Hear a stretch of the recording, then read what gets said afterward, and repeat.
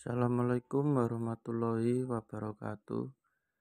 Di sini saya bernama Randy Waluya Putro, NIM 202011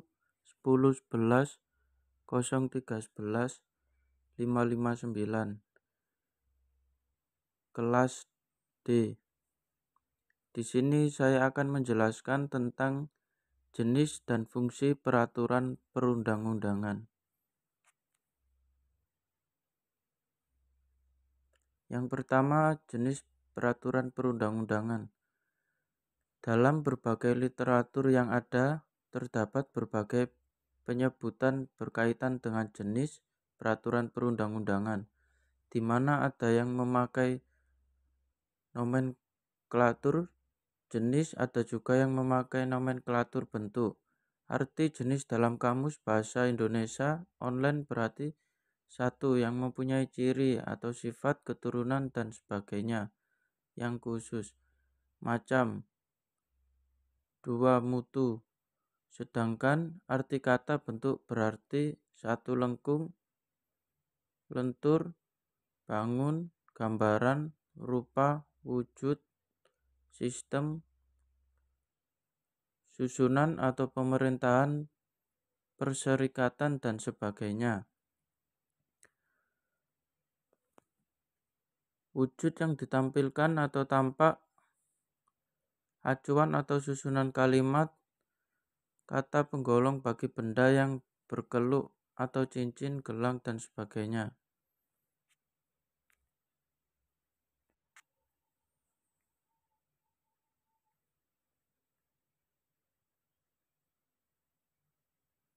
Dari pengertian tersebut, maka jelas bahwa terdapat perbedaan antara pengertian jenis dan bentuk.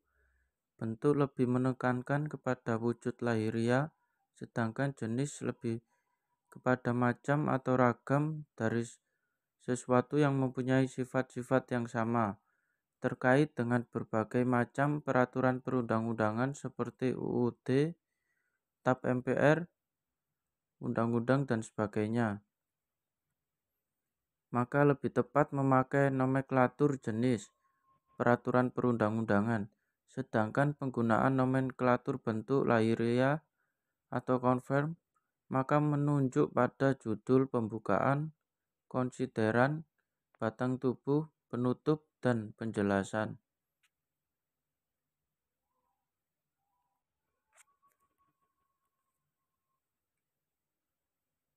Bentuk atau jenis peraturan perundang-undangan sangat penting dalam perancangan atau penyusunan peraturan perundang-undangan karena pertama, setiap pembentukan peraturan perundang-undangan harus mempunyai landasan atau dasar yuridis yang jelas, dan apabila tidak dapat landasan tersebut, maka batal demi hukum atau dapat dibatalkan. Kedua, hanya peraturan perundang-undangan yang sederajat atau yang lebih tinggi daripada peraturan perundang-undangan yang akan dibentuk dapat dijadikan landasan atau dasar yuridis. Ketiga, pembentukan peraturan perundang-undangan berlaku prinsip bahwa peraturan perundang-undangan yang sederajat atau yang lebih tinggi dapat menghapuskan peraturan perundang-undangan sederajat atau yang lebih rendah. Prinsip ini mengandung yang pertama, pencabutan peraturan perundang-undangan yang ada hanya mungkin dilakukan oleh peraturan perundang-undangan sederajat atau yang lebih tinggi. 2. Peraturan perundang-undangan yang sederajat bertentangan dengan peraturan perundang-undangan sederajat lainnya, maka berlaku peraturan perundang-undangan yang dianggap terbaru dan yang lama telah disampingkan. Yang ketiga, peraturan perundang-undangan yang lebih tinggi tingkatannya bertentangan dengan peraturan perundang-undangan yang lebih rendah, maka berlaku peraturan perundang-undangan yang lebih tinggi tingkatannya.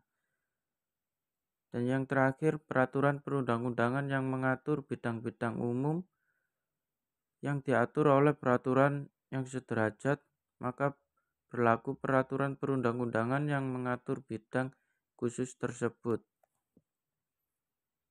Keempat, pengetahuan mengenai seluk-beluk peraturan perundang-undangan atau menciptakan suatu sistem peraturan perundang-undangan yang tertib sebagai salah satu unsur perundang-undangan yang baik.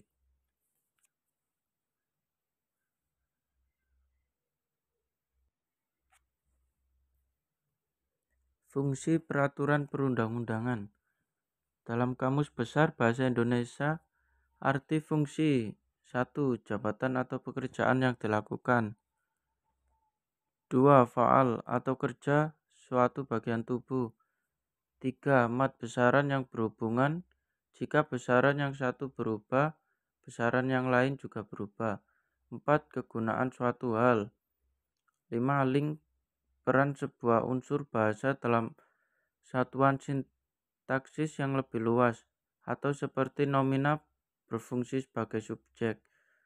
Terkait peraturan perundang-undangan, maka fungsi peraturan perundang-undangan dapat diartikan sebagai kegunaan peraturan perundang-undangan secara umum dan secara khusus sesuai dengan jenisnya. Atau dapat dikatakan bahwa peraturan perundang-undangan adalah sebagai instrumen kebijakan yang dikeluarkan oleh pejabat atau lembaga yang berwenang yang memiliki kegunaan atau fungsi-fungsi tertentu.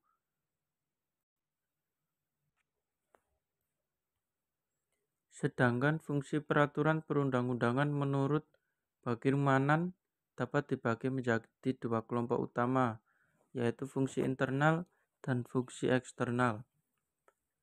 1. Fungsi internal adalah fungsi peraturan perundang-undangan sebagai subsistem hukum atau hukum perundang-undangan terdapat sistem kaidah hukum.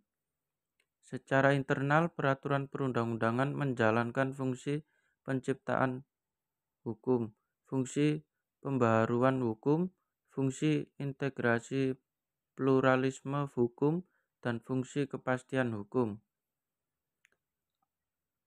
A. Penciptaan hukum yang melahirkan sistem kaidah hukum yang berlaku umum dilakukan atau terjadi melalui beberapa cara, yaitu melalui putusan hakim atau jurisprudensi. Kebiasaan yang tumbuh sebagai praktek dalam kehidupan masyarakat atau negara, dan peraturan perundang-undangan sebagai keputusan tertulis pejabat atau lingkungan jabatan yang berwenang yang berlaku secara umum. Secara tidak langsung, hukum dapat pula terbentuk melalui ajaran-ajaran hukum atau doktrin yang diterima dan digunakan dalam pembentukan hukum. B. Fungsi pembaharuan hukum. Artinya bahwa peraturan perundang-undangan merupakan instrumen dalam pembaharuan hukum dibandingkan dengan penggunaan hukum kebiasaan atau hukum jurisprudensi. Telah dikemukakan, pembentukan peraturan perundang-undangan dapat direncanakan melalui program legislasi baik nasional maupun daerah, sehingga pembaharuan hukum dapat pula direncanakan. Pembaharuan tidak hanya dilakukan terhadap hukum yang sudah ada, tetapi dapat juga pula dipergunakan sebagai sarana memperbaharui jurisprudensi, hukum kebiasaan atau hukum adat. C. Fungsi integrasi pluralisme sistem hukum. Pada saat ini di Indonesia masih berlaku berbagai sistem hukum, yaitu sistem hukum Eropa kontinental atau Barat, sistem hukum adat, sistem hukum agama atau khususnya Islam, dan sistem hukum nasional. Hal ini menunjukkan adanya pluralisme hukum di Indonesia. D. Fungsi kepastian hukum. Kepastian hukum adalah merupakan asas penting dalam tindakan hukum dan penegakan hukum. Adanya peraturan perundang-undangan dapat memberikan kepastian hukum yang lebih tinggi daripada hukum kebiasaan, hukum adat, atau hukum jurisprudensi.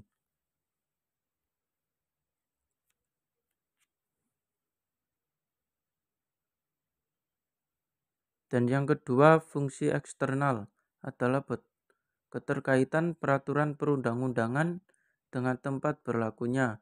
Fungsi eksternal ini dapat disebut sebagai fungsi sosial hukum yang meliputi fungsi perubahan, fungsi stabilisasi, fungsi kemudahan.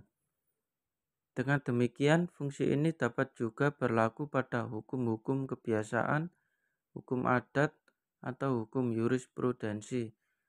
Bagi Indonesia, fungsi sosial ini akan diperankan oleh peraturan perundang-undangan karena berbagai pertimbangan yang sudah disebutkan di muka.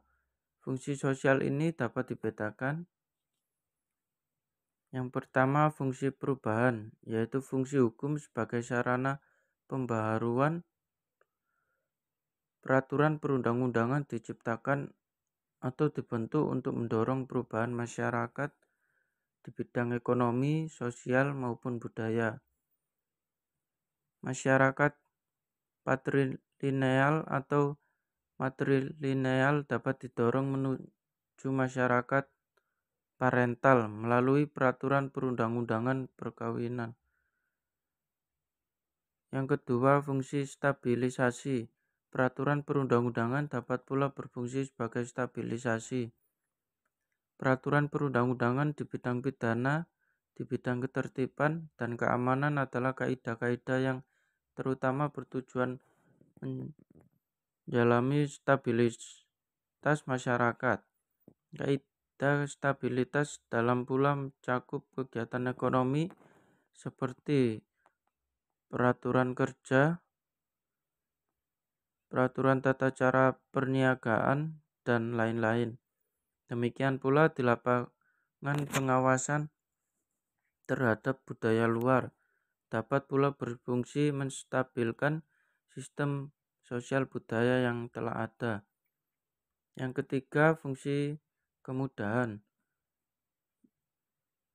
Peraturan perundang-undangan dapat pula dipergunakan sebagai sarana mengatur berbagai kemudahan atau fasilitas.